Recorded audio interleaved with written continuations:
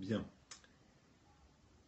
Si je devais remonter dans le temps, et si je trouvais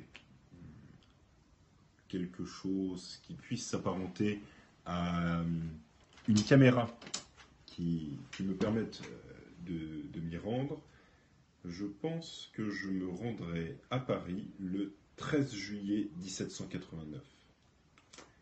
Le 13 juillet 1789, et plus exactement soit à Versailles, soit dans le faubourg Saint-Antoine.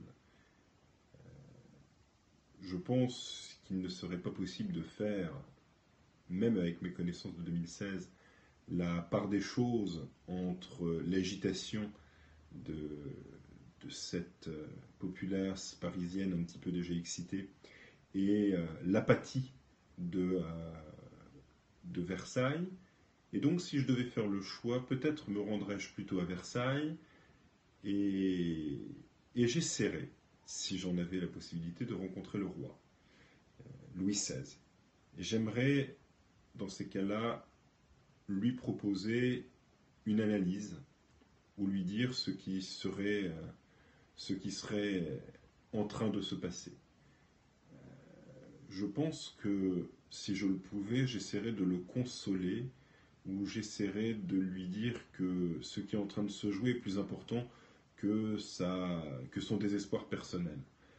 Juillet 1789, c'est effectivement pour tout le monde un tournant, mais pour le roi de France, à ce moment-là, c'est d'abord la tristesse de la perte de son fils aîné, le dauphin, et donc c'est le deuil qu'il est en train d'expérimenter que j'essaierai de lui faire oublier en lui montrant la spirale des événements qui s'enchaîneraient après avoir accepté de laisser la rébellion et la contagion prendre du terrain.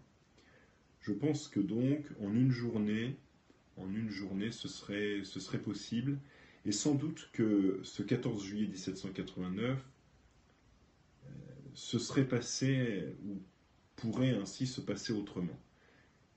Imaginons donc la chose suivante. Je parviens à convaincre le roi, c'est déjà une très large hypothèse. Il envoie quelques régiments qui prennent position autour de la Bastille. Le régiment des gardes françaises ne fait pas défection. La Bastille ne tombe pas.